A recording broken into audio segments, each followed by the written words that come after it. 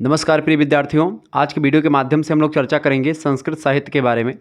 जैसा कि आपको सिलेबस में मैंने आपको बताया था कि आपको संस्कृत जब आप बीए थर्ड सेमेस्टर में होते हैं तो आपको पढ़ना होता है नाट्य साहित्य के बारे में और व्याकरण के बारे में। ठीक है, मैंने आपको बताया था आपको क्या पढ़ना है भैया, आपको पढ़ना संस्कृत नाटक और व्याकरण के बारे में बीए के थर्ड सेमेस्टर में जब आप पहुँचते हैं, बीए द्वितीय वर्ष के तृतीय सेमेस्टर में, यानी कि थर्ड सेमेस्टर को एक प्रकार से हिंदी में क्या बोलेंगे, तृतीय सेमेस्टर। आप लोग फर्स्ट सेमेस्टर का पेपर दे चुके हैं और सेकंड सेमेस्टर का पेपर दे चुके हैं, मतलब कि आपका ये फर्स्ट ईयर हुआ। अब आप पहुंच चुके हैं किसमें, सेकंड ईयर में, सेकंड ईयर में पहुंच चुके हैं। ठीक है, तो सेकंड ईयर में भी फर्स्ट ईयर की भांति दो सेमेस्टर होंगे। पहला होगा आपका थर्ड सेमेस्टर और सेकंड वाला जो होगा वो फोर्थ सेमेस्टर। ठीक है, तो ये थर्ड सेमेस्टर का एक प्रकार से सिलेबस है। इसके बाद में फोर्थ सेमेस्टर का सिलेबस जो होगा वो अलग होगा। ठीक है, तो आइए जानने का प्रयास करते हैं। सिलेबस तो मैंने डिस्कस कर दिया था संस्कृत साहित्य का। अब हम लोग चर्चा किसके बारे में करेंगे, चैप्टर नंबर 1 के बारे में करेंगे कि आखिरकार अपन लोगों को चैप्टर नंबर 1 में क्या पढ़ना है। ठीक है, चले जानने का प्रयास करते हैं कि आखिरकार हमको तो फर्स्ट चैप्टर के अंतर्गत क्या पढ़ना है। देखिए, संस्कृत नाटक और व्याकरण, ये आपके पेपर का नाम है। यहाँ पर आपको दिखाई पड़ रहा होगा विस्तार से, मतलब जो है बड़ा बड़ा अक्षर में, क्या, संस्कृत नाटक और व्याकरण। संस्कृत नाटक यानी संस्कृत नाटकों में एक प्रकार से नाटकों का इतिहास, नाटक की उत्पत्ति कैसे हुई, इन चीज़ों को जानेंगे चैप्टर नंबर 1 में। ठीक है, और व्याकरण के बारे में प्रथम भाग में आपको संस्कृत नाटकों के बारे में ही पढ़ना है। इकाई प्रथम यानी कि चैप्टर नंबर 1 की बात मैं आज की वीडियो के माध्यम से करूंगा। इसके बाद में जो अगली वीडियो होगी चैप्टर 2 की होगी, चैप्टर 3 की होगी। इस तरीके से हम लोग अध्ययन करते रहेंगे। ठीक है, तो नाट्य साहित्य परंपरा तथा प्रमुख नाटककार, ये इकाई संख्या 1 है। इसमें हम सबसे पहले क्या चर्चा करेंगे, नाट्य साहित्य परंपरा के बारे में चीज़ों को जानने का प्रयास करेंगे। फिर उसके बाद तो आज का चैप्टर क्या है, नाट्य साहित्य परंपरा, पहला चैप्टर। इसके बाद में प्रमुख नाटककारों में, जैसे कि कई नाटककार आपके पाठ्यक्रम में संकलित हैं, जैसे कि महाकवि भास हो गए, अश्वघोष है नाटककार, भवभूति और भट्टनारायण और विशाख दत्त। ये 5 नाटककार हैं। इनके बारे में मैं एक एक करके एक एक वीडियो में समझ लूँगा, यानी कि कुल मिलाकर के 3 2 5 और एक ये 6 चैप्टर में आपका इकाई नंबर 1 समाप्त हो जाएगा। ठीक है, इसके बाद में इकाई 2 में हम अभिज्ञान शकुंतलम का जो पहला और दूसरा अंक है उसको चर्चा करेंगे। इकाई तृतीय में हम अभिज्ञान शकुंतलम का तीसरा और चौथा अंक संकलित करेंगे। इसमें हम व्याख्या वगैरह भी आपको बताएंगे। ठीक है, विस्तार से पूरी कहानी आपको अभिज्ञान शकुंतलम की एक वीडियो में मैं आपको समझा दूंगा, ताकि आपको एक प्रकार से सारी चीज़ें हिंदी में समझ में आ जाएंगी, तो आप एक प्रकार से चीज़ों को लिख पाएंगे बना करके भी। ठीक है, नाट्य काव्य क्या होता है, सबसे पहले इसी को समझने का प्रयास करते हैं। ठीक है, चूँकि नाट्य काव्य की परंपरा जो है पहले शुरुआत में इसी से हुई। देखिए, संस्कृत नाटकों की उत्पत्ति कब हुई, कैसे हुई, यह विषय अभी तक विवादास्पद है। विवादास्पद का मतलब क्या होता है कि अभी तक एक प्रकार से इस पर विद्वानों में एक प्रकार से मत एक के नहीं है। मत एक के का मतलब क्या होता है, सभी विद्वान एक प्रकार से एक मत नहीं है, अलग अलग विद्वानों के अलग अलग मंतव्य हैं, अलग अलग विचार हैं। यानी कि खंडन मंडन की प्रक्रिया, कुछ लोग समर्थन करते हैं, कुछ लोग उसका एक प्रकार से मंडन कर दे, मतलब कुछ लोग खंडन करते हैं, कुछ लोग मंडन करते हैं। मंडन मतलब होता है समर्थन करना, खंडन माने होता है उसको कटाक्ष कर देना। तो कहीं ना कहीं पे अभी सारे विद्वान एक मत नहीं हुए हैं इसको लेकर के, यानी विवादास्पद है ये कि नाटक की उत्पत्ति कैसे हुई, कब हुई और किन उद्देश्य को ध्यान में रख करके हुई। ठीक है, और विद्वान किसी एक मत का निर्धारण नहीं कर पाए हैं अभी भी, वर्तमान में भी। धर्मशील, धर्म प्राण और ईश्वर में अटूट श्रद्धा रखने वाले भारतीय, चूँकि भारत के लोग जो होते हैं वो धर्मशील होते हैं, इसके अलावा धर्म प्राण होते हैं और ईश्वर में अटूट श्रद्धा भी रखते हैं, ईश्वर के नाम पर कुछ भी करने को तैयार भी रहते हैं हमेशा। भारतीय जन कण कण में ईश्वर की सत्ता का प्रतिस्थापन करते हुए नाटकों का उद्भव जो है ईश्वर से मानते चले आए हैं हम लोग, या हमारी परंपरा में ऐसा माना जाता है कि जो नाटक हुए हैं वो एक प्रकार से कहाँ से आए हैं, नाटक जो आए हैं वो कहाँ से आए भैया, नाटक जो आए हैं वो एक प्रकार से ईश्वर की देन हम लोग मानते आए हैं। ठीक है, क्योंकि हमारा विश्वास ईश्वर में बहुत ज़्यादा है, तो जो चीज़ हमको नहीं पता होती कि इसकी उत्पत्ति कैसे हुई, तो हम उसको मान लेते हैं कि हाँ ईश्वर ने इसको बनाया होगा, ईश्वर ने इसको दिया होगा। ठीक है, लेकिन वर्तमान काल में बुद्धि प्रधान विद्वान इस मान्यता पर विश्वास नहीं करते हैं। यानी जो पढ़ लिख करके थोड़ा बुद्धिमान हुए हैं या थोड़े पढ़ लिख चुके हैं, वो लोग एक प्रकार से तर्क का प्रयोग करते हैं और विज्ञान का प्रयोग करते हुए कहते हैं कि नहीं, ये ईश्वर ने नहीं दिया है। तो विकासवादी जो विद्वान हैं वो एक प्रकार से जो पढ़ लिख करके जो आगे बढ़े हैं और वो भगवान को एक प्रकार से कहते नहीं, भगवान ने नाटक थोड़ी ना बनाया है, ये तो एक प्रकार से इंसानों ने बनाया होगा, ऐसा मानते हैं। तो विकासवादी विद्वानों ने भी कुछ नाटकों की उत्पत्ति वेदों से क्रमिक रूप से मानते हैं। मतलब वो कहते हैं कि वेद जो हैं, सबसे प्राचीन ग्रंथ जो है दुनिया का कौन सा है? वेद है, जिसमें सबसे पुराना ऋग्वेद है अपना, ऋग्वेद, फिर यजुर्वेद, फिर सामवेद, फिर अथर्ववेद। तो ये 4 वेद हैं और 5वां वेद नाटक को मानते हैं। बहुत सारे विद्वान 5वां वेद किसको कहते हैं? पंचम वेद, नाटक को 5वां वेद कहा जाता है, और खास करके भरत मुनि ने भी उसको कहा है। ठीक है, ये बात आप ध्यान रखेंगे। तो विद्वान लोग जो विकासवादी विद्वान हो कहते हैं कि नाटकों की उत्पत्ति जो हुई है वेदों से हुई है, और वेदों के बाद में एक प्रकार से नाटकों की उत्पत्ति हुई। जबकि कुछ लोग वेदों से स्वीकार नहीं करते हैं कि वेदों से नाटकों की उत्पत्ति हुई होगी। यानी कुछ विद्वान कहते हैं कि वेदों से नाटकों की उत्पत्ति हुई है, कुछ विद्वान नहीं मानते कि वेदों से नाटकों की उत्पत्ति हुई है। यानी कि इस बात में भी संदिग्धता बनी हुई है लगातार। इसके अतिरिक्त तीसरे आधुनिक विद्वान जो हैं, यानी आधुनिक विद्वान जो मॉडर्न एक प्रकार से जो पर्सन हैं, मॉडर्न विद्वान हैं, जो जानकार लोग हैं, वो कहते हैं भरत कौन है? भरत मुनि। भरत मुनि जो है वो नाट्य शास्त्र के प्रणेता है। नाट्य शास्त्र एक रचना है भरत मुनि की। भरत मुनि की रचना का क्या नाम है भैया? बहुत फेमस रचना है, नाट्य शास्त्र नाम की एक रचना है। किसकी रचना है ये? आचार्य भरत मुनि की रचना है। भरत मुनि जो हैं ये रस संप्रदाय के प्रणेता रहे हैं, रस संप्रदाय। ठीक है, रस संप्रदाय के प्रणेता रहे हैं। आगे चल करके आप पढ़ेंगे इनके बारे में, भरत मुनि के बारे में मैं आपको बताऊंगा। तो रस संप्रदाय जो ये कहते हैं रसस्ते असो इति रसाः, यानी जो एक प्रकार से रस की प्राप्ति होती है काव्य को पढ़ने से, या एक प्रकार से जो है नाटक को देखने से जो हमको अनुभूति होती है वो रस होता है। यानी रसवादी विचारक हैं आचार्य भरत मुनि। भरत मुनि एक प्रकार से ऐसा कहें तो पहले काव्य शास्त्री रहे हैं संस्कृत के आचार्य भरत मुनि। भरत मुनि की रचना है नाट्यशास्त्र, जो कि बड़ी फेमस है, जिसमें नाटक के विभिन्न पहलुओं पर चर्चा करी गई है। ठीक है, तो भरत का जो मत है उसी को एक प्रकार से वैज्ञानिक रूप में प्रस्तुत करते हैं बहुत सारे विद्वान। यानी कि जो विद्वान लोग हैं, जो विद्वानों का वर्ग है, वो नाटकों को ही एक प्रकार से, मतलब वो भरत मुनि का जो मत है, या भरत मुनि ने जो बताया था नाटकों की उत्पत्ति को लेकर के, उसी मत को एक प्रकार से स्वीकार करते हैं। कौन से लोग भैया? कौन से लोग? तो विद्वान लोग। कौन से लोग? जो आधुनिक विद्वान हैं वो लोग किसके मत को स्वीकार करते हैं? आचार्य भरत के मत को स्वीकार करते हैं, उसी को वैज्ञानिक रूप में प्रस्तुत करते हैं। इस प्रकार नाटकों की उत्पत्ति के 3 प्रमुख मत हैं, 3 प्रमुख विचार हैं। वो कौन कौन से 3 प्रमुख विचार भैया? पहला विचार आपका है दैवीय उत्पत्ति का मत। ठीक है, दैवीय उत्पत्ति यानी कि ऐसे लोग जो मानते हैं कि भगवान से नाटकों की उत्पत्ति हुई है, वो दैवीय उत्पत्ति के मत में आते हैं। दूसरा है विकासवादी मत, यानी जो एक प्रकार से जो विकासवादी विद्वानों ने बताया कि भाई इसका वेदों के विकास के क्रम में इसका एक प्रकार से हुआ है, वेदों का विकास होता है और वेदों के क्रमिक विकास से नाटकों की उत्पत्ति मानी। ठीक है, कुछ विद्वान है जो कि आधुनिक वैज्ञानिक मत है। आधुनिक वैज्ञानिक मत जो आचार्य भरत मुनि का मैंने बताया, जिसको विद्वानों ने समर्थन भी दिया। ठीक है, तो ये जो आधुनिक वैज्ञानिक मत है ये 2 प्रकार का है। एक है वेदों से उत्पत्ति मानने वाले पाश्चात्य मत। पाश्चात्य मतलब होता है जो पश्चिम के देश हैं। पाश्चात्य का मतलब होता है पश्चिम के देश। पश्चिम के देश मतलब जैसे पश्चिम में कौन सा देश है? जैसे यूरोप, जो एक प्रकार से महाद्वीप है। यूरोप महाद्वीप पे तमाम सारे कंट्रीज़ हैं, जैसे कि यूरोपीय कंट्रीज़ या अमेरिका वगैरह जो हो गए। हालांकि अमेरिका में भी कुछ देश हैं वो भी पश्चिम के देश में स्वीकार किए जाते हैं। हालांकि बेसिकली यूरोप जैसे इंग्लैंड हो गया, फ्रांस हो गया, जर्मनी हो गया, इटली हो गया, ये सब एक प्रकार से पश्चिम के देश के अंतर्गत आते हैं। यानी यूरोप की कंट्रीज़ पश्चिम देश कहे जाते हैं। तो वेदों से उत्पत्ति मानने वाले कुछ पाश्चात्य मत है। पाश्चात्य मत जो एक प्रकार से पश्चिम के विद्वान हैं जो कहते हैं कि वेदों से उत्पत्ति हुई है किसकी? नाटकों की, वो। और दूसरे होते हैं लोक से उत्पत्ति मानने वाले पाश्चात्य मत। पाश्चात्य मतलब पश्चिम के विद्वानों ने, कुछ ऐसे पश्चिम विद्वान हुए हैं, पश्चिम के विद्वान जो कहते हैं कि नाटकों की उत्पत्ति किससे हुई है? लोक दर्शने धातु से हुई है या लोक से हुई है। ठीक है, वैसे लोक से हुई है। लोक मतलब क्या होता है? पब्लिक से हुई है, जनता से हुई है। इस तरीके से नाटकों की उत्पत्ति मानी विद्वानों ने। ठीक है, ये सब रही बातें कुछ विद्वानों की जो खंडन मंडन की प्रक्रिया रही उसको लेकर के बातें। थोड़ा सा और अगर हम इसको डीपली में ले जाएं, थोड़ा सा और आगे बढ़ें, 1 मिनट में मैं थोड़ा सा एक जो है बल्ब थोड़ा सा जला लूँ। हाँ, ओके, थोड़ा धुंधला दिख रहा था मेरे को। चले, तो ये जो एक प्रकार से अब अगला पॉइंट हमको क्या समझना है? अगला पॉइंट ये समझना है कि संस्कृत नाटकों का उद्भव कैसे हुआ है और इसका विकास कैसे हुआ। चूँकि ये प्रश्न जो है पिछले 2 वर्षों से लगातार परीक्षा में पूछा जा रहा है। 2022 में प्रश्न, मतलब 2023 में आया था, और 2024 में भी एक प्रकार से ये प्रश्न आया था।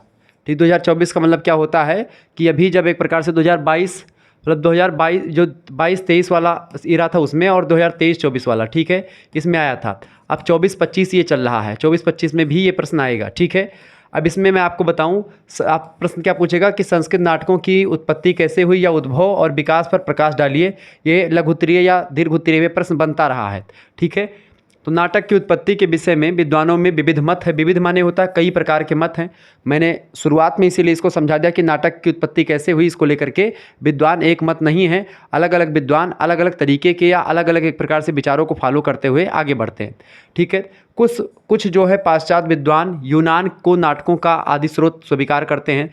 यानी कुछ पश्चिम के जो विद्वान हैं वो कहते हैं जो यूनान देश है, यूनान एक देश है, उसी यूनान से ही एक प्रकार से नाटकों की उत्पत्ति हुई है, ऐसा मानते हैं कुछ पश्चिम के विद्वान लोग हैं। ठीक है, किंतु उनका पक्षपात अनर्गल प्रलाप सिद्ध हो गया है। अनर्गल प्रलाप मतलब क्या हो गया, ये लोग एक प्रकार से बिना मतलब के जो है बोल दिए हैं कि भाई हाँ यूनान से हुई है, क्योंकि जो लोग नहीं जानते इस भाषा के इस शब्द से इसकी उत्पत्ति मानी जाती है। ऐसे अरे भारत में कोई भाषा नहीं थी क्या, भारत में नहीं कुछ है। अब ये बताते हैं जैसे समाज को लोग कहेंगे सोशियस शब्द से समाज की उत्पत्ति हुई। मतलब सोशियस शब्द से सोशियोलॉजी शब्द बना। ऐसे क्या समाज शब्द उससे पहले बना था तो भारत में समाज नहीं था क्या, था समाज।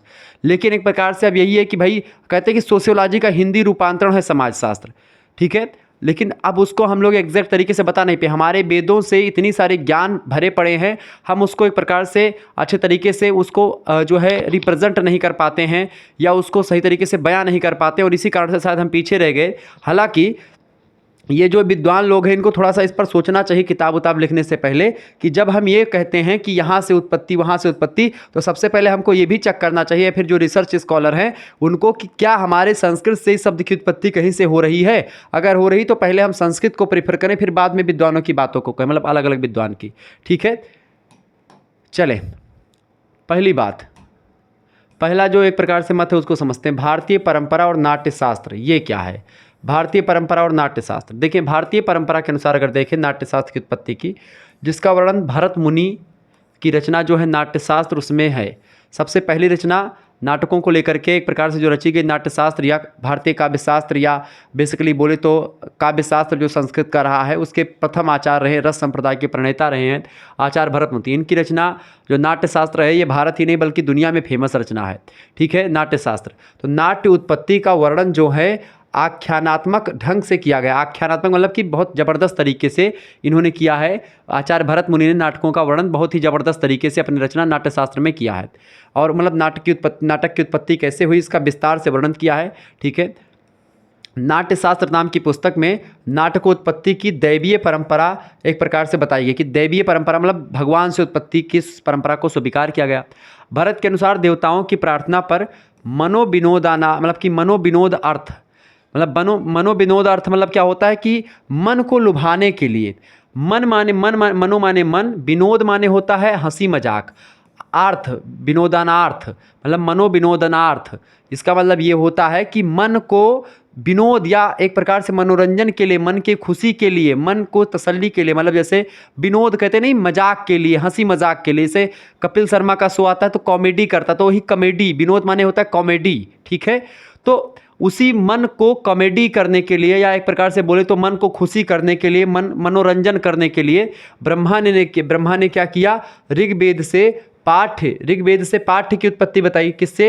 ऋग्वेद से पाठ्य। जाग्राहा पाठ्यम ऋग्वेदा मतलब किया देगा पाठ्यम ऋग्वेदात, जग्राह पाठ्यम ऋग्वेदात मतलब कि ऋग्वेद से ब्रह्मा ने किसकी उत्पत्ति करी? पाठ्य की उत्पत्ति करी। सांभयो गीतमेव चा, सामवेद से गीत की उत्पत्ति करी किसने? ब्रह्मा जी ने। ठीक है, तो पाठक मतलब जब नाटक जो होता है उसमें पाठ्य भी होता है, उसमें गीत भी होता है, उसमें अभिनय भी होता है और उसमें रस भी होता है मेरे प्यारे दोस्तों। और पाठ, गीत, अभिनय और रस इन चारों को मिला देते हैं तो एक पंचम वेद निराला बन करके तैयार होता है। और वो पंचम वेद कौन सा है? वही है नाटक, वही है नाट्य। इसी परंपरा को आज आधुनिक जो विद्वान हैं उन्होंने अपनाया और उन्होंने इसको आगे बढ़ाया। बोलो बढ़ाया कि नहीं बढ़ाया? बिल्कुल बढ़ाया। तो आचार्य भरत मुनि क्या कहते हैं अपनी रचना नाट्यशास्त्र में? सबसे पहले तो ये जानो कि नाट्यशास्त्र किसकी रचना है? आचार्य भरत मुनि। भरत मुनि कौन है? रस संप्रदाय के प्रणेता हैं। भरत मुनि एक प्रकार प्रकार से और कौन है, प्रथम काव्य शास्त्री हैं संस्कृत के, ये बात ध्यान रखेंगे। भरत मुनि ने क्या कहा, भरत मुनि ने कहा, एक भरत मुनि किस परंपरा से संबंधित है, नाट्य की उत्पत्ति के दैवीय परंपरा के प्रतिपादन इन्होंने ही किया। इन्होंने कहा भरत मुनि ने कि देवताओं ने एक प्रकार से कहा कि मनुष्य लोग जो हैं नाना क्लेश समान बिता नानायोत समुत्पन्नाम पच्चन्ते पाप कर्म भी, मतलब जो एक प्रकार से तमाम प्रकार के जो पुरुष हैं वो अलग अलग योनियों में भ्रमण करने के पश्चात बहुत ही क्लेश और बहुत ही दुखों में रहते हैं। इसीलिए ज़रूरी है कि क्या किया जाए, कुछ विनोद के अर्थ के लिए कुछ चीज़ें प्रस्तुत करी जाएं। ऐसा जब देवताओं ने स्तुति करी, अनुनय विनय किया, किससे, ब्रह्मा जी से। अब जब ब्रह्मा जी से एक प्रकार से देवताओं ने अनुनय विनय किया मेरे प्यारे दोस्तों, तो क्या हुआ, मनोविनोदार्थ ब्रह्मा ने क्या किया, ऋग्वेद जाग्राह पाठ्यम ऋग्वेदाता सांभव गीतमेव चा यजुर्वेद अभिनयान रसनार्थ वर्णादयापि, मतलब कि ऋग्वेद से किसकी उत्पत्ति, पाठ, ऋग्वेद से पाठ लिया ब्रह्मा जी ने, सामवेद से गीत। इसीलिए अच्छा सामवेद जो है वो एक प्रकार से भारतीय संगीत का जनक भी कहा जाता है। क्या कहा जाता है ऋग्वेद सामवेद को, भारतीय संगीत का जनक कौन है, भारतीय संगीत का जनक कहा जाता है किसको, ऋग्वेद को भारतीय संगीत का जनक कहा जाता है, ये बात ध्यान रखेंगे। ओके, तो और यजुर्वेद से क्या, अभिनय, अभिनय माने क्या होता है, एक्टिंग। एक्टिंग नाटक में होता है ना, एक्टिंग करते हैं लोग, जैसे कि अक्षय कुमार एक एक्टर हैं, क्या करते हैं, एक्टिंग करते हैं। अजय देवगन, शाहरुख खान, सलमान खान, ये सब जो हैं ये सब क्या है, एक एक्टर हैं, ये सब एक्टिंग करते हैं। तो नाटक में भी एक्टिंग करनी होती है। तो यजुर्वेद में एक प्रकार से यजुर्वेद से एक्टिंग यानी जो अभिनय है उसको लिया ब्रह्मा जी ने, और अथर्ववेद से रस ले ये लिया। रस मतलब क्या, रसस्ते असोइत रसा, यानी कि जब भी आप गीत को सुनते हैं, किसी घटना को देखते हैं, ठीक है, तो जब पाठक कोई नाटक देखता है या कोई कविता पढ़ता है तो उसके मन में जो विनोद का भाव उत्पन्न होता है वही विनोद का भाव रस कहलाता है मेरे प्यारे दोस्तों, ठीक है। यानी रस जो आपको आह्लादित करता है, आपको खुशी भी करता है, आपको दुखी भी कर देता है। जैसे कि शोक बिकल सब रोवहि रानी, रूपशील बल तेज बखानी, करहि बिलाप अनेक प्रकारा, परे भूमि तल बारहि बारा। अब इसको पढ़ने के बाद में आपने सुना कि कोई बिलाप कर रहा है, भूमि पर बार बार गिर जा रहा है। अब ये क्या है, यहाँ पर कौन से रस की उत्पत्ति हुई प्रभु, सर ये बताएं कहाँ इसकी क्या उत्पत्ति हुई। आपको मैं बता दूं, यहाँ पर होता है भैया करुण रस। करुण रस की उत्पत्ति हुई, करुण रस माने जो रोना धोना प्रलाप जहाँ चल रहा है, बिलाप हो रहा है खूब, ये होता है करुण रस। ऐसे ही हास्य रस कि हंसी हंसी भजें देख दुल्हा दिगंबर को, पाहु निज आवे हिमाचल की उछाह में, ठीक है। कैसे, जब शंकर भगवान का विवाह हो रहा था तो उस दौरान भगवान शंकर एक प्रकार से जब सज जाते हैं तो खूब अच्छे तरीके से भगवान शंकर सजते हैं। अब जब भगवान शंकर एक प्रकार से देख रूप मतलब कि देख शंकर भगवान का रूप देख करके देवताओं की जो स्त्रियां हैं वो एक प्रकार से मुस्कुरा रही हैं, वो एक प्रकार से लालायित हो रही हैं भगवान शिव को देख करके। ऐसी शोभा, ऐसा दैवीप्यमान, एक प्रकार से नक्षत्र की भांति भगवान शंकर चमक रहे थे, बाबा भोलेनाथ चमक रहे थे। और इस दृश्य को जब देवताओं की स्त्रियां, देवताओं की पत्नियां देखने लगीं, जो देवियां देखने लगी, सभी भगवान शंकर पर मोहित होने लगी। उन्होंने सोचा कि इस तरीके से बर लायक दुल्हिन जगमाही, कि इस वर के लिए, इस पुरुष के लिए, इस मतलब भगवान शंकर को एक प्रकार से दूल्हा के लिए ऐसी कन्या पूरे जगत में ब्रह्मा ने नहीं बनाया, ऐसी कन्या मिलेगी कहाँ। और ऐसे सुंदर दिव्य नक्षत्र के रूप में भगवान शंकर चमक रहे हैं, मानो करोड़ों कोटि चंद्रमा एक प्रकार से एक साथ इकट्ठा बैठे हों। उनके मस्तक पर चंद्रमा दैवीप्यमान नक्षत्र की भांति चमक रहा है, उनके गले में एक प्रकार से सांप और ऐसे तमाम प्रकार की चीजें। लेकिन जब इस तरीके से भगवान शंकर को सजा देखा तो विष्णु, ब्रह्मा, इंद्र और तमाम प्रकार के देवी देवताओं ने क्या किया, एक प्लान किया। सभी देवताओं ने बोला कि प्रभु अतरे हमारे सबके मेहरारू तो शंकर भगवान के साथ सब चली गई हैं, ठीक है, शंकर भगवान पे मोहित हो गई। तो ऐसा करो कि ससुर जब बारात लोग जाते हैं तो सभी लड़के यही सोचते हैं कि हम अच्छा दिखाई, ताकि जब बाराती में जाई तो सब बिटिया हम इनका देखें। ऐसे बहुत सारे लड़के गांव वगैरह में जब बारात जाते हैं तो खूब क्रीम पाउडर लगाते हैं, लेकिन जब रास्ते में जाते जाते सब उनके बार बार सब उड़ जाते। बोलोरो में बैठ के जाते तो शीशा खुला ही रहा था बाराती में। अब जब बारात लड़के जाते तो शीशा खुल, बोलोरो में बैठे तो शीशा खोल के जाते बोलोरो वाला, एसी नहीं चलते, ठीक है। तो और चूँकि कोनो स्कॉर्पियो या बड़ी गाड़ी में तो बैठे होते नहीं लड़के भरे का, तो लड़के लोग वहीं बैठे पावत हैं, कोनो डिग्गी में बैठ के मतलब यहाँ सिकुड़ उकुड़ कोनो में जाते हैं, हुआ जाते हैं भौकाल टाइट करिए, तो फिर बाराती में डांस वांस करिए, तो ये सब चीज़ें होती हैं। तब सभी लोग देवता लोग सोचने लगे शंकर भगवान से कुछ कुछ खेला करा जाए, इतने सुंदर हैं तो भैया पूरा सब तो गड़बड़ाई ये मामला। तो सब कहें अच्छा ठीक है, कुछ विचार करा जाए। विष्णु भगवान के पास गए, प्रभु देखो रक्षा, देखो शंकर भगवान का। तो विष्णु भगवान कहे अच्छा। लक्ष्मी जी भी कहीं अरे तो आज तो भोलेनाथ बाबा बड़े अच्छे लग रहे हैं। अब विष्णु भगवान कहे रुको बता रहा हूँ।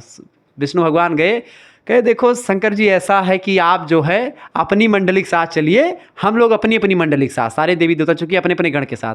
अब शंकर भगवान के कौन गण, शंकर भगवान के कौन गण हैं जिनके किसी के हाथ नहीं है, को मुखहीन, किसी के पास मुख नहीं है, किसी के पास हाथ नहीं, किसी के पास पैर नहीं है, किसी के पास शरीर है, किसी के पास मतलब शरीर है तो सर नहीं है, सर है तो धड़ नहीं है। ऐसे ऐसे जितने जो है भूत प्रेत पिचास सांप गोजर बीछी ये सब जो हैं सब भगवान शंकर के गण हैं। भगवान शंकर समझ गए क्योंकि त्रिलोकीनाथ है, तीसरी दिव्य आँख उनके पास है, कुछ छुपा नहीं बाबा भोलेनाथ से। उन्होंने कहा अच्छा विष्णु जी बड़े दिमागी हो, ठीक है चलिए, अच्छा आपकी मंतव्य को मैं समझ गया, ठीक है। भगवान जो विष्णु शंकर थे उन्होंने क्या किया, कहा चलो अब भाई। उन्होंने सजावट अपना दूर कर लिया और वही फिर वेशभूषा आ गए, गले में सांप और यहाँ पर भुजाओं में सब कुछ वही जो है भस्म धुनी उनी लगा करके बढ़िया से फिर से वैसे तैयार हो गए जैसे पहले रहते थे, उसी भेष में हो गए, ठीक है। तो मैं आपको यहाँ पर इसलिए बता रहा हूँ चीज़ें, ठीक है, चूँकि ये विनोद वहाँ पर हंसी हंस भजे देख दूल्हा दिगंबर को आ रहा था। तो उस समय भगवान शंकर जो हैं वो एक प्रकार से किस तरीके से हैं, वो केवल एक प्रकार से पहने हुए हैं कौन सा, बाघांबर पहने हुए हैं नीचे। जैसे अब हम इधर तो टी शर्ट पहन के पढ़ा रहे हैं, टी शर्ट यहाँ पर पहने हैं, लेकिन नीचे कच्छा ही पहन के हम लोग पढ़ा देते हैं, जैसे कि पैंट वैंट नहीं पहनना पड़ता है क्योंकि यहीं तक दिखता है तो बस इतना ही अच्छा कर लो बस, नीचे कैसा। तो ये चीज़ें ऐसे ही भगवान शंकर क्या हैं, वो एक प्रकार से केवल जो बाघांबर होता है उसको पहनने वाले हैं। बाघांबर पहन लिया तो बाकी सारा शरीर जो है वो सांप वाप उसी पे सब लटके हुए हैं और इस चंदन वंदन वही सब लगा हुआ है। अब ऐसे जब पहुँचते हैं बारात में तो उसी समय कवि लिखता है कि हंसी हंसी भजें दियख दुल्हा दिगंबर को, पाहुन ज्यामय हिमाचल की उछाह में, ठीक है। अब यहाँ पर मैं ज़्यादा बह रहा हूँ इसीलिए थोड़ा सा शार्ट करूँगा। यहाँ पर मैं आपको रस समझा रहा था, हास्य रस के बारे में। अब हास्य रस यहाँ पर कैसे है कि शीश पर गंगा हंसे, गंगा जी भगवान शंकर के उस पर, शीश पर गंगा हंसें और भुजन भुजंगा हंसे। भुजन मतलब क्या, भुजाओं पर, हाथों पर, भुजन भुजंगा, भुजंगा मतलब सांप, भुजन भुजंगा हंसें और हास ही को दंगा भयो नंगा के विवाह में। नंगा इसलिए चूंकि उनके वस्त्र पर एक प्रकार से बस केवल और केवल वो बाघांबर पहने हुए हैं, बाकी सारा शरीर उनका दिगंबर है यानी कि नग्न है, ठीक है। तो ये हैं, यहाँ पर हंसी उत्पन्न हो रही है। तो इस तरीके से चीज़ें यहाँ पर मैंने आपको समझाई। तो एक प्रकार से यहाँ पर रस उत्पत्ति, तो अथर्ववेद से रस की एक प्रकार से उत्पत्ति हुई और रस शास्त्र के चूंकि प्रणेता हैं आचार्य भरत मुनि, इसीलिए मैंने चीज़ों को समझाई। और ये सब जब रस पाठ गीत और अभिनय चारों मिलते हैं तब जाकर के क्या बनता है, नाट्य वेद बनता है। इसीलिए वेद को पंचम वेद भी कहा जाता है, ये बात ध्यान रखेंगे, ठीक है। तो ये एक प्रकार से श्लोक है, जो ये श्लोक एक प्रकार से नाट्यशास्त्र में है और जो पुष्टि करता है कि ऐसे उत्पत्ति हुई। तदंतर मतलब बाद में अभिनय संकेत भी ब्रह्मा ने भरत मुनि को प्रदान किया कि अभिनय कैसे कैसे करना होता है, उसके बारे में ब्रह्मा जी ने बताया। नटराज शिव, नटराज मतलब शिव मतलब जो भगवान शिव के ऐसी जो एक प्रकार नटराज शिव वाली ऐसी मूर्ति रहती नहीं है, वो एक प्रकार से वही नटराज शिव, ठीक है। नटराज आप देखते होंगे, नटराज पहले एक पेंसिल आती थी नटराज, तो उसमें देखें उसमें नटराज की फोटो छपी रहती, तो भगवान शंकर की नटराज मूर्ति। तो नटराज शिव जो तांडव करने की मुद्रा में है, तांडव, और भगवती पार्वती के लास्य नृत्य से नाटक को अनुग्रहित किया गया है, ठीक है। नाटक को एक प्रकार से भगवती पार्वती के लास्य नृत्य और भगवान शिव के तांडव ने, तांडव कैसे होता है कि जटाटबी गलत जल प्रवाह पावित स्थले गले व लंबे लंबिताम भुजंग तंग मालिकम डमट डमट डमट निनाट बट डमर वयम चकार चंड तांडवम तनुत्तुन शिवा शिवम, ठीक है। ऐसे जटाकटाह संभ्रमम नलिप लिप निर्झरी बिलोल बच्च बल्लरी विराजमान मूर्धनि धगत धगत वज्जलब ललाट पट्ट पावके किशोर चंद्रशेखरे रति प्रतिक्षणम ममा धरा धरेन्द्र नंदनी विलास बंधु बंधुरा अफुरत दिगद्ध संतति प्रमोद मान मान से कृपा कटाक्ष धोरणी निरुद्धुर धुरापति कचित दिगंबरे मनो विनोद मेत वस्तुनि। ऐसे तो ये शिव तांडव का थोड़ा सा श्लोक मैंने बताया, बाकी और भी पता है मुझे लेकिन लंबा हो जाएगा इसलिए थोड़ा शार्ट में मैंने बता दिया। तो नटराज शिव जो भगवान नर्तकी मतलब नृत्य की मुद्रा में भगवान शिव और माता पार्वती, वहीं से एक प्रकार से नाटक में एक प्रकार से नाटक को अनुग्रहित किया गया है, वहीं से लिया गया है। भगवान नटराज यानी शिव की तांडव की मुद्रा और माता पार्वती का जो लास्य नृत्य है वो मिला करके नाटक बनाया गया है। इस प्रकार भारत भू पर इंद्रध्वज महोत्सव का नाट्य का अभिनय सर्वप्रथम हुआ। भारत भूमि पर सबसे पहले नाटक का अभिनय कहाँ पर हुआ? तो एक प्रकार से इंद्रध्वज महोत्सव में एक प्रकार से सबसे पहले नाट्य का अभिनय हुआ। ठीक है, ये बात ध्यान रखेंगे। इस प्रकार से भारतीय भूमि पर नाटक की उत्पत्ति सर्वप्रथम हुई और ये वास्तविक भी एक प्रकार से प्रतीत होता, क्योंकि भरत मुनि ने बड़े जबरदस्त तरीके से इसका पूरा क्लियर बताया। और ये आदि नहीं, प्राचीन काल से भगवान शंकर की ये मुद्रा और माता पार्वती का लास्य नृत्य फेमस है, आज का नहीं है। ठीक है, दूसरी बात, दूसरा सिद्धांत है संवाद सूत्र और नाट्य। संवाद सूत्र और नाट्य से कैसे उत्पत्ति हुई? देखें, ऋग्वेद में अनेक संवाद स्थल हैं। ऋग्वेद में आपको अनेक संवाद स्थल मतलब क्या होता है? डायलॉग बाजी, यानी कि बातचीत का संवाद शैली जो होता है, जिन्हें विद्वानों ने ढूंढ निकाला है और इन्हें संस्कृत नाटकों का मूल कहा जा सकता है कि संस्कृत नाटकों की उत्पत्ति इन्हीं ऋग्वेद में जो संवाद है उन्हीं संवादों के परिणाम स्वरूप हुई। इन संवादों में प्रसिद्ध संवाद है यम यमी का संवाद, यम यमी का संवाद हो गया। पुरुरवा और उर्वशी। पुरुरवा एक राजा थे, उर्वशी एक अप्सरा थी।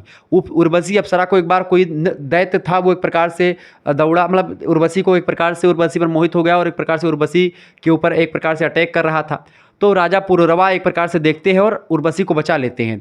अब जब से उर्वशी को एक प्रकार से राजा पुरुरवा चूंकि सुंदर थे, आकर्षक शरीर था, ठीक ठाक थे, लंबे चौड़े थे, उर्वशी जो एक प्रकार से एक अप्सरा थी, बड़ी खूबसूरत थी, इन्होंने एक प्रकार से राजा पुरुरवा को देख लिया एक प्रकार से बचाते हुए। तो राजा पुरुरवा पर मोहित हो गई उर्वशी, और उर्वशी जब मोहित हो जाती हैं तो एक प्रकार से इंद्र ने इनको श्राप दे दिया कि तुमको एक प्रकार से अब जाओ, तुम एक प्रकार से श्राप दे दिया कि तुम पृथ्वी पर रहोगी और तुम एक प्रकार से मतलब तुमको इस मतलब मृत्यु लोक पर जाना पड़ेगा। अब उर्वशी यहाँ पर आती हैं और इस तरीके से राजा पुरुरवा से विवाह करती हैं। अब राजा पुरुरवा और उर्वशी का विवाह होता है। अब उर्वशी जो होती हैं वो शर्त रखती राजा पुरुरवा के समक्ष कि जो एक प्रकार से शर्त ये रखती हैं कि अगर तुम जो है एक प्रकार से हमसे विवाह करना। और राजा पुरुरवा जो है वो भी एकदम से प्रेम में मिल चुके हैं, घुल चुके हैं उर्वशी के। उर्वशी को देखते ही राजा पुरुरवा अपना एक प्रकार से सारा जो शौर्य है वो भूल जाते हैं। और हमेशा आप जाने पूरा इतिहास गवाह रहा है कि हमेशा शौर्य जो और सौंदर्य है, शौर्य एक प्रकार से हमेशा सौंदर्य के नीचे दब जाता है। चूँकि जीत लेती रूप सी नारी उसे एक मुस्कान से। राजा पुरुरवा, रामधारी सिंह दिनकर जी की कविता, उसमें आप देखें उर्वशी पूरी रचना है, बड़ी फेमस रचना उर्वशी है। मेरे पास है, मैं आपको दिखाऊं, यहाँ पर उर्वशी रचना मेरे पास रखी हुई है। और ये उर्वशी में पूरा का पूरा एक महाकाव्य टाइप का है उर्वशी, रामधारी सिंह दिनकर की रचना है। ये उर्वशी की फ़ोटो भी यहाँ पर छपी हुई है। ठीक है, हालांकि ये उर्वशी ऐसी ही लगभग रही होंगी, मतलब यहाँ पर उतना मतलब एक संकेत के रूप में यहाँ पर एक प्रकार से पूरी चीज़ें यहाँ पर बताई गई हैं। और रंभा, सहजन्या, तमाम प्रकार के इसमें होता है। और परम सुंदर भी, ऐसा मनोमुग्धकारी तो होता नहीं अमर भी, इसलिए तो सखी उर्वशी उषा नंद वंदन नंद नमन की, सुरपुर की कौमुदी कलिल कालमा इंद्र के मन की। मतलब एक प्रकार से जो इंद्र के यहाँ पर ऐसी एक प्रकार चीज़ें थीं, वो एक प्रकार से पुरुरवा से कैसे प्यार कर बैठी, ये सारी चीज़ें इसमें मतलब पूरा बड़ा ज़बरदस्त कथा लिखी है उर्वशी इसकी। और देवी भागवत में भी कथा है पुरुरवा और उर्वशी की। तो ये एक प्रकार से जो उर्वशी पुरुरवा तो इंद्र, मतलब इसमें क्या रखा गया था, थोड़ा मैं आपको कहानी बता दूं, इंटरेस्टेड कहानी है, आपके लिए जानना जरूरी भी है, क्योंकि आप लोग ये सोचते होंगे कि सर जी बता दे पूरी कहानी। तो यहाँ पर जब उर्वशी जो हैं वो एक प्रकार से शर्त क्या रखती हैं कि भाई मेरे उस उर्वशी के पास 2 बच्चे कोई रहते हैं, किसी के मतलब कि किसी के बच्चे रहते हैं, चाहे चूजा कुछ थे। ठीक है, तो वो 2 बच्चे जो होते हैं वो उर्वशी कहती है कि मैं तुमको कभी नग्न अवस्था में ना देखूं। पहली शर्त उन्होंने रखी कि अगर तुमको मैंने नग्न अवस्था में देख लिया तो मैं तुमको छोड़ के चली जाऊंगी। पहली शर्त उर्वशी ने राजा पुरुरवा के समक्ष रखी। दूसरी शर्त राजा उर्वशी के मतलब उर्वशी ने राजा पुरुरवा के समक्ष रखी कि अगर इन भेड़ों के बच्चों को तुम एक प्रकार से संभाल सको तो मैं तुम्हारे पास रहूंगी। शादी हो जाती है उर्वशी और पुरुरवा की। उसके बाद में क्या होता है, दोनों लोग रहते हैं खुशी खुशी। उसके बाद में राजा एक प्रकार से पुरुरवा जो हैं वो अपना साहस मतलब शौर्य सब भूल जाते हैं उर्वशी के प्यार में। और हमेशा मैंने बताया कि भाई प्यार जो होता है वो एक प्रकार से इंसान को अंधा भी कर देता है।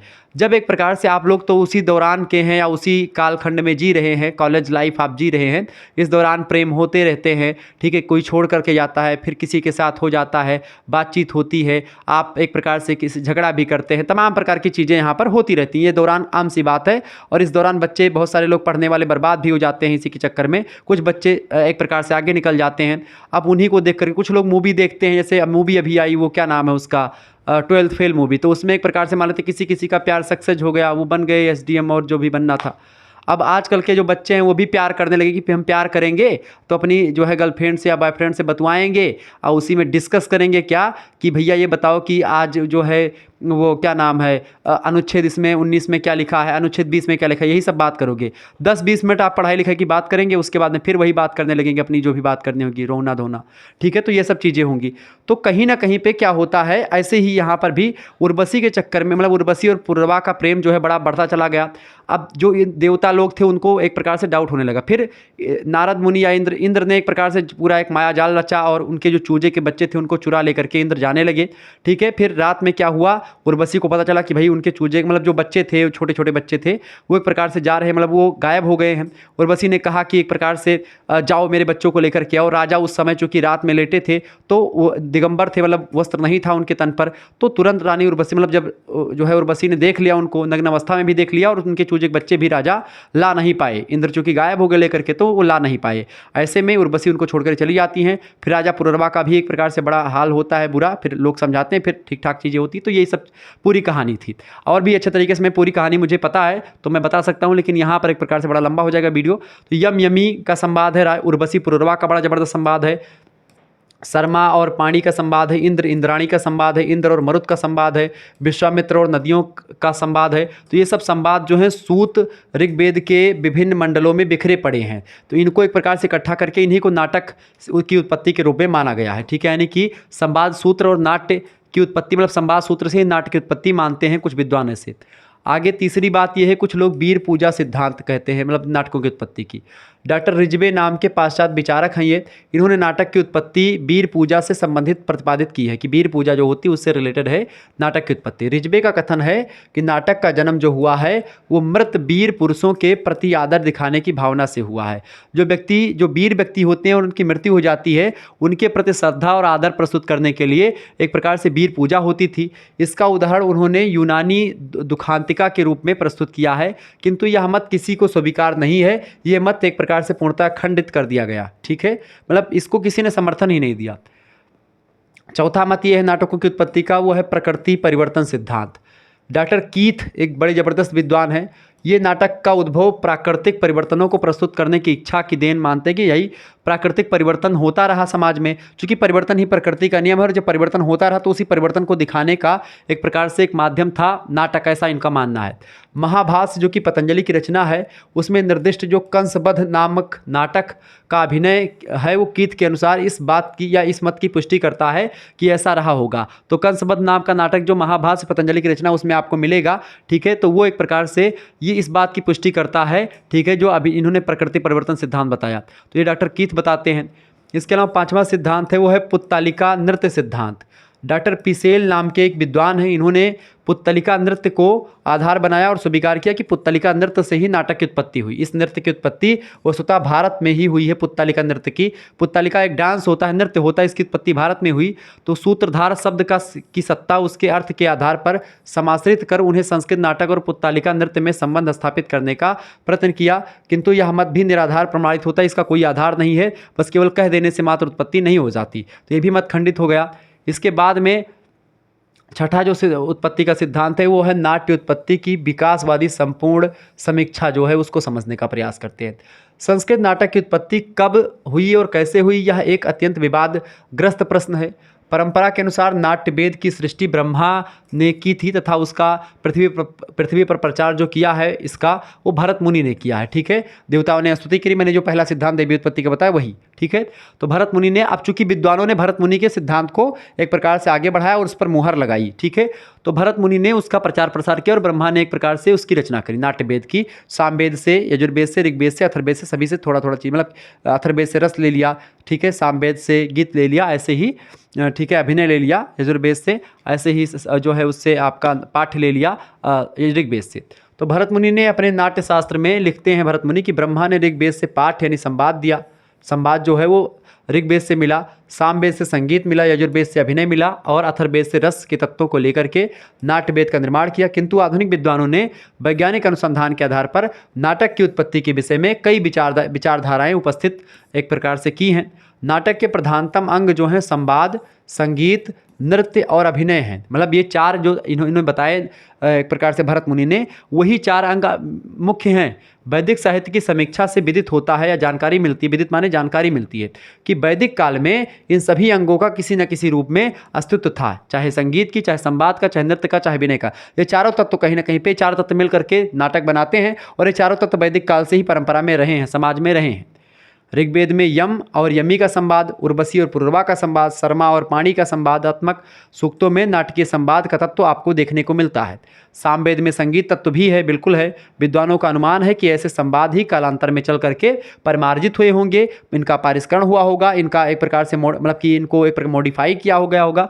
परिमार्जित मतलब या पारिष्कृत मतलब होता है मॉडिफाई करना, उसको ठीक ठाक तरीके से बनाना, उसकी कमियों को दूर करना, होकर के नाटकों के रूप में परिणत हो गए होंगे, ऐसा मानना है विद्वानों का। ठीक है। वैदिक अनुष्ठानों में कुछ ऐसे क्रियाकलाप होते थे जिनमें अभिनय का पुट था, यानी वैदिक क्रियाकलाप मतलब वैदिक अनुष्ठान, कोई यज्ञ हो रहा है, कोई पूजा पाठ हो रहा है, तो उसमें भी कुछ ऐसे एक्टिंग की जाती थी जो कि एक प्रकार से अभिनय के रूप में हमारे समक्ष आते थे। इसके आधार पर हिलोब्रांड और कोनो जैसे पाश्चात्य विद्वानों का मत है कि वेदों में यज्ञादि विषयक नाटक मौजूद थे, परंतु यह मत सर्वदा समीचीन नहीं है, क्योंकि उक्त वैदिक क्रियाकलापों में अभिनय का पुट भले ही हो, किंतु उन्हें यज्ञीय नाटक कदापि नहीं कह सकते आप, चूँकि एक प्रकार से नाटक के सारे अंग उसमें नहीं हैं, बस उसमें केवल अभिनय का पुट कहीं पर मिलता है, कहीं पर संगीत के पुट मिलते हैं, कहीं पर संवाद के पुट मिलते हैं, कहीं पर पाठ के पुट मिलते हैं, यानी कि अलग अलग जगहों पर अलग अलग चीज़ें मिलती, चारों का समन्वय आपको नहीं मिलता है, इसीलिए इसको डायरेक्ट आप नाटक नहीं कह सकते। वैदिक कर्मकांड के धार्मिक नृत्यों के प्रचार का भी पता चलता है, जिसमें मूक आंगिक अभिनय का समावेश भी होता है। अतः वैदिक साहित्य में एक प्रकार के नाटक के मूल तत्व प्रस्तुत थे, और इस अर्थ में यह कहा जा सकता है भैया कि संस्कृत नाटक की उत्पत्ति वैदिक काल में हुई है। कब हुई है? संस्कृत नाटकों की उत्पत्ति वैदिक काल में हुई है, पर वास्तविक नाटक के विकसित रूप का जो आभास होता है वेदों में कहीं लक्षित नहीं होता, यानी नाटक के सारे तत्वों का या नाटक को समन्वित रूप से, या नाटक का जो ओरिजिनल रूप है, वास्तविक रूप है, वो आपको ऋग्वेद में या किसी वेद में नहीं मिलता है। नाटक के तत्वों के पुट आपको हर एक वेद में मिल जाएंगे, लेकिन एक समन्वयात्मक रूप से नहीं मिलता है। इसके बाद में आता है रामायण और महाभारत। रामायण महाभारत काल में आकर के नाटकों का कुछ और स्पष्ट उल्लेख मिलना शुरू हो जाता है। वैदिक काल में नाटकों के तत्वों की बात तो होती है अलग अलग चीज़ों पर, लेकिन रामायण और महाभारत काल में थोड़ा सा आकर के और अच्छे तरीके से नाटक की एक प्रकार से मतलब उल्लेख मिलता है। विराट पर्व चूँकि एक प्रकार से महाभारत पर्वों में बटा हुआ, तो उसमें विराट पर्व एक है। ठीक है। ऐसे जो भीष्म पर्व है उसमें एक प्रकार से जो श्रीमद् भगवत गीता है वो भीष्म पर्व में है। ठीक है। ऐसे ही विराट पर्व है, महाभारत का अंग है। चूँकि रामायण आपका कांड में बटा हुआ है, रामायण जो है वो वाल्मीकि का रामायण कांड में बटा हुआ है, और महाभारत जो कि महर्षि वेदव्यास की रचना है ये पर्व में बटा हुआ है, पर्व में। ठीक है। तो जो विराट पर्व है इसमें रंगशाला का जब उल्लेख किया गया है तो एक प्रकार से वहाँ पर नट शब्द का भी प्रयोग मिलता है। ठीक है। जिसका अर्थ होता है श्रीधर स्वामी के अनुसार नौ सार अभिनय चतुर। ठीक है। और हरिवंश में रामायण की कथा पर आश्रित एक नाटक के खेले जाने का भी उल्लेख है। रामायण में नट, नर्तक, नाटक एवं रंग अर्थात रंगमंच कई स्थलों पर वर्णन मिलता है। उनमें आप देखेंगे कुशीलो शब्द भी मिलता है। तो कहीं ना कहीं पर रामायण और महाभारत में एक प्रकार से नाटक शब्द की भी एक प्रकार जानकारी मिलती है। नट धातु जो कि संस्कृत का धातु है नट, उसका भी प्रयोग जो है महाभारत और रामायण में किया गया है। नट का या अभिनेता के अर्थ में प्रयोग होता है। नाटक पर धर्म का प्रभाव भी खूब हुआ है। यात्राओं में, खास करके धार्मिक महोत्सवों में नाटक, इसके अवसर पर लोगों के मनोरंजन के लिए खुले स्थानों पर राम तथा कृष्ण की लीलाओं का अभिनय फिर शुरू किया जाता था। पिसेल नाम के एक विद्वान है, पाश्चात्य विचारक है, इनका मत है, मतलब यह मत निराधार है कि संस्कृत नाटकों की उत्पत्ति कठपुतलियों के खेल से हुई है। ऐसा पिसेल मानते हैं कि जो कठपुतलियों का खेल जो राजस्थान वगैरह में होता है उसी के खेल से नाटक की उत्पत्ति हुई। ऐसा बिल्कुल नहीं है, ये मत बिल्कुल मतलब समीचीन नहीं है। आपको बता दूं जो मनोरंजन के मतलब रामायण महाभारत में तमाम प्रकार के ऐसे दृश्य हैं जब लोग खुशी होते थे या कोई महोत्सव होता था, कोई यज्ञ वगैरह, कोई पूजा पाठ होती थी, उस दौरान मनोरंजन के लिए कुछ नाटक वगैरह किए जाते थे।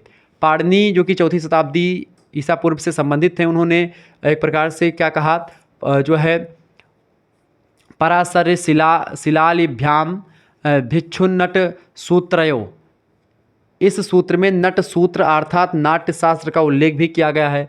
पाणिनि एक प्रकार से जिनकी रचना है अष्टाध्यायी, स्पष्ट है कि पाणिनि के समय में या उनके पूर्व ही अनेक नाटक रचे जा चुके थे होंगे, ऐसा इस जो है सूत्र से पता चलता है, जिसके आधार पर जो है जिसके आधार पर नट सूत्रों का निर्माण हुआ होगा। क्योंकि लक्षण ग्रंथ की रचना लक्ष्य ग्रंथों के उपरांत ही हो सकती है, क्योंकि अगर लक्षण ग्रंथों की रचना एक प्रकार से नहीं हुई होती, मतलब जो लक्षण ग्रंथ होते हैं, लक्षण ग्रंथ की रचना लक्ष्य ग्रंथों के उपरांत ही होती है, और ऐसे में एक प्रकार से इसके बाद संस्कृत नाटकों की उत्पत्ति की संख्या में उत्तरोत्तर वृद्धि होती गई होगी, परिष्कार होता गया होगा। चौथी पाँचवीं शताब्दी ईसा पूर्व में जाकर के नाटकों की बहुसंख्यक रचना होने लगी थी। जैसा महाकवि भास, जो कि बड़े नाटककार हैं संस्कृत के, भास के उपलब्ध नाटकों में से प्रकट होती है। पतंजलि का रचना महाभास से है, उसमें कंसबद्ध और बालीबंध नामक 2 नाटकों का स्पष्ट उल्लेख किया गया पतंजलि की रचना महाभास में। हाल ही में द्वितीय शताब्दी ईसा पूर्व की प्राचीन नाट्यशास्त्र नाट्यशाला छोटा नागपुर की पहाड़ियों में पाई गई है, छोटी नाट्यशाला मिली है, ठीक है। जो नाट्यशाला मतलब जहाँ पर नाटक होते थे, नाट्यशास्त्र में वर्णित प्रेक्षागृहों से बिल्कुल मेल खाती है, ठीक। तो कुल मिलाकर के संस्कृत नाटकों का सर्वश्रेष्ठ परिमार्जन और परिष्करण जो हुआ वो प्रथम शताब्दी ईसा पूर्व के कालिदास के जो नाटक हैं उनके नाटकों में जाकर के उपलब्ध होता है। यानी कि मुख्य रूप से वास्तविक नाटककारों के रूप में कालिदास का नाम तो आता है, अभिज्ञान शकुंतलम जैसे और भी चीज़ों की, लेकिन उससे पहले भी नाटकों की उत्पत्ति हो रही थी, लेकिन आकर के कालिदास के नाटकों में एकदम से जबरदस्त तरीके से नाटक संस्कृत के सारी विशेषताओं को अपने आप में धारण किए हुए सामने आते हैं, ठीक है। इसके बाद में संस्कृत नाटकों में रंगमंच के पर्दों के लिए कहीं कहीं यवनिका शब्द का प्रयोग हुआ है। तो जो नाटक में पर्दा गिरता है, पर्दा उठता है, ये होता है ना नाटक में कि भाई पर्दा गिर गया, तो एक प्रकार से वो पर्दा जो होता है संस्कृत नाटकों में रंगमंच के पर्दों के लिए कहीं कहीं यवनिका शब्द का प्रयोग हुआ है। तो यवनिका माने पर्दा होता है, ध्यान रखेंगे, ऑब्जेक्टिव में कई बार प्रश्न पूछा आता है। इसके आधार पर कोनो एक विचारक हैं, पाश्चात्य विद्वान है, तो कोनो और आदि विद्वानों का यह अनुमान लगाते हैं लोग कि संस्कृत नाटकों की उत्पत्ति ग्रीक नाटकों के प्रभाव से हुई है, किंतु यह मत बिल्कुल गलत है, सर्वदा निर्मूल और भ्रांत प्रमाणित हो चुका है।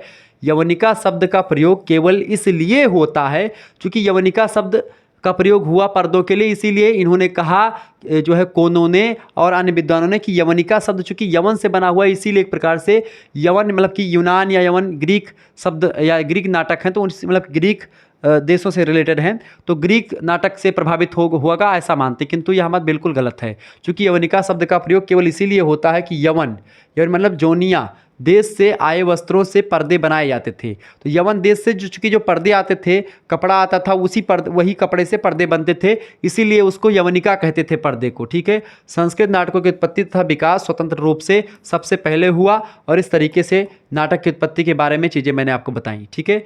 उपरोक्त तो समीक्षा अगर देखें हम, जो मैंने आपको बताया, तो उपरोक्त तो समीक्षा के आधार पर हम क्या कह सकते हैं भाई, ठीक है। देखें, उपरोक्त समीक्षा के आधार पर यह कहा जा सकता है कि संस्कृत नाटक ने अपने क्रमिक विकास में कुछ तत्व वैदिक साहित्य से लिए हैं। वैदिक से मैंने आपको बताया चारों वेदों से अलग अलग चीज़ें लेकर के पंचम वेद बना, जो कि भरत मुनि ने बताया। कुछ इतिहास और कुछ पुराणों से लिए हैं, तथा कुछ लोक गीतों से भी नाटक में चीज़ें ली गई हैं। धार्मिक और सामूहिक उत्सवों से भी कुछ नाटकों को प्रेरणा मिली है। इसके अलावा पतंजलि के समय में तो उसका पूर्ण विकसित रूप हमारे समक्ष जो है सामने आ गया था, अभिनय होने लगा था नाटकों का पतंजलि के समय में। इस प्रकार भारत में संस्कृत नाटक का जो पूर्ण विकास हुआ है कई शताब्दियों में जाकर के हुआ। इसका विकास या इसका एक प्रकार से जो उद्भव और विकास रहा है बड़ी लंबी प्रक्रिया रही है। उसकी उत्पत्ति और अभ्युदय में अनेक तत्वों का या उपादानों का प्रयोग हुआ है, और इन्हीं अनेक तत्वों और उपादानों के प्रयोग से मिल करके जा करके कई शताब्दियों के बाद में नाटक की उत्पत्ति हुई, और इस तरीके से संस्कृत में नाटककार आए। तो अब नाटककारों में जो अगला जो वीडियो होगा, अगला जो चैप्टर होगा, वो अगला चैप्टर आपका कौन सा होगा भैया, चैप्टर नंबर जो 2 आएगा, उसमें हम लोग क्या समझेंगे। चैप्टर नंबर 2 में एक प्रकार से हम महाकवि भास के बारे में जानेंगे। किसके बारे में, महाकवि भास के बारे में समझेंगे। महाकवि भास के बारे में हम लोग जानेंगे, ठीक है, महाकवि भास के बारे में, ठीक है। परेशान नहीं होना है। एक बात ध्यान रखेंगे, अगर आपका सब्जेक्ट हिंदी है तो हिंदी का कोर्स अगर आपको लेना है, हिंदी का कोर्स ले लेंगे तो संस्कृत का उसमें फ्री में मिल जाएगा आपको। हिंदी के कोर्स के साथ साथ संस्कृत का भी कोर्स आपको उसमें फ्री मिल जाएगा। यानी इसका जो PDF है ये वाला, ये आपको मिल जाएगा, ठीक है। उसी में हिंदी का कोर्स अगर आपको लेंगे, हिंदी गद्य आपको पढ़ना है उसमें, तो हिंदी का कोर्स मात्र 100 रुपये उसकी प्राइस है, आप लोगों के कहने पर रखी गई है। ये 100 रुपये आपको एक प्रकार से देने होंगे। उसके बाद में आपको हिंदी का पूरा मतलब हिंदी की क्लासेस मिलेंगी, और संस्कृत की भी उसमें क्लासेस आपको मिलती रहेंगी, ठीक है। हर एक सब्जेक्ट की क्लासेस मिलेंगी। इसमें क्या होगा कि आपको क्या करना है, 91, 61, 93, 6062 ये मेरा व्हाट्सअप नंबर है। इसी पर आपको SMS कर देना है 9161936062 पर, और कहना है कि सर जी हमको हिंदी साहित्य BA थर्ड सेमेस्टर का कोर्स चाहिए। अब आप बाकी आपके जो भी सब्जेक्ट होंगे वो एक प्रकार से इसी में पढ़ा दिए जाएंगे। तो मात्र 100 रुपये आपको देने हैं, उससे अधिक आपको नहीं देने हैं। 100 रुपये में ही आपको पूरा थर्ड सेमेस्टर जो होता है इसकी एक प्रकार से तैयारी करवाई जाएगी। हर एक सब्जेक्ट भी इसी में हो जाएगा। इसमें आपको PDF नोट्स भी मिलेंगे, ठीक है। मॉडल पेपर बनाए जाएंगे आप शुक्ला स्टडी पॉइंट के द्वारा, यानी कि मेरे द्वारा ही बनाए जाएंगे। मॉडल पेपर मिलेंगे आपको, रिवीजन क्लास भी दिया जाएगा, ठीक है, रिवीजन क्लास दिया जाएगा, टेस्ट आपके करवाए जाएंगे। ऐसे तमाम प्रकार की चीज़ें आपको मिलेंगी। लाइव क्लासेस होंगी तो उसकी इन्फॉर्मेशन भी मिलेगी, PDF नोट्स तो मिलते रहेंगे, ठीक है। और इसके अलावा जो आपका थर्ड सेमेस्टर में आपका एक जो को करिकुलर सब्जेक्ट होता है इसकी भी एक प्रकार से तैयारी आपको वहाँ पर करवा दी जाएगी। तो परेशान आपको नहीं होना है। एक चैनल मैंने को करिकुलर मास्टर नाम से बनाया, तो उसको भी आप सब्सक्राइब कर लीजिएगा, उस पर आपको तैयारी हो जाएगी विधिवत तरीके से, ठीक है। तो ये था एक प्रकार से कुछ इन्फॉर्मेशन। तो अभी 9161936062 पर SMS करके कोर्स ले लीजिए, ठीक है। उसमें आपको संस्कृत का भी कोर्स मिल जाएगा साथ ही साथ में, ठीक है। चलें, तो राजनीति शास्त्र की अगर बात, राजनीति विज्ञान की अगर बात करें, राजनीति विज्ञान का एक प्रकार से जो क्लास है वो भी प्रारंभ हो चुकी है। चैप्टर नंबर 1 मैं पढ़ा चुका हूँ थर्ड सेमेस्टर का, तो आप देख लीजिएगा इसको, यूट्यूब पर वीडियो पड़ी हुई है, ठीक है। तो ये आप वीडियो देख लीजिएगा, इसके भी PDF जो होंगी उसी हिंदी वाले ग्रुप में मिल जाएगी। तो आप अगर हिंदी का कोर्स लेंगे तो उससे आपका बड़ा प्रॉफिट होने वाला है, आप डायरेक्टली हमसे जुड़ पाएंगे। और एक बात और बता दूँ, जिनका हिंदी नहीं है उनके लिए भी व्यवस्था मैं कर रहा हूँ, उनके लिए भी कुछ सोच रहा हूँ मैं, जल्दी जैसे दिमाग में मेरे आएगा तो मैं उनके लिए भी व्यवस्था बता दूंगा कि वो डायरेक्ट हमसे कैसे जुड़ेंगे। अगर हिंदी नहीं है तो उनके लिए क्या व्यवस्था है, तो उनके लिए भी व्यवस्था मैं करूंगा, ठीक है। तो धन्यवाद, मिलते हैं फिर नेक्स्ट वीडियो में। तब तक के लिए जय हिंद, जय भारत। आप सभी का बहुत बहुत धन्यवाद। हमारे से जुड़ने के लिए इसी प्रकार से अपना प्यार हमेशा बना रखें। बहुत बहुत धन्यवाद आप सभी का।